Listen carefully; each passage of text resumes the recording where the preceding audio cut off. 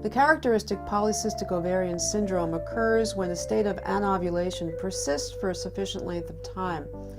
The typical textbook patient presents with absent or irregular menstrual cycles, obesity, or great difficulty in maintaining normal weight, and some degree of hirsutism or excess facial and body hair in a male pattern distribution.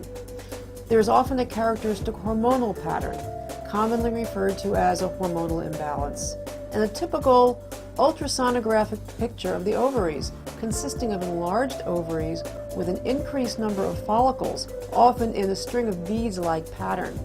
Nevertheless, insistence on these rigid criteria will exclude women who are anovulatory but are hormonally normal. Indeed, there are thin polycystics and anovulatory women without excess facial and body hair. Insulin resistance, which is a cause of glucose intolerance, is often seen in women with PCO, or polycystic ovarian syndrome. Insulin resistance, which is a cause of glucose intolerance, is often seen in women with PCO, more commonly in those who are obese and hirsute. It is these women who are at higher risk of developing diabetes and heart disease later in life.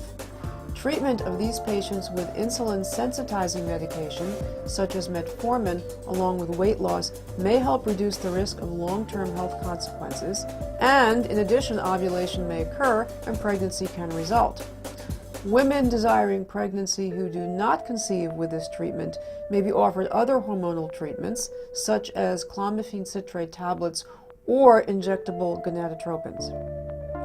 In vitro fertilization with blastocyst culture and transfer is often the safest means of getting sperm and egg together in PCO patients. Polycystic patients will have an exaggerated response to ovulation induction and produce an excess number of eggs. With IVF, we can control the number of embryos that are transferred back to the uterus and thus prevent what we call high-order multiples, which means a pregnancy with more fetuses than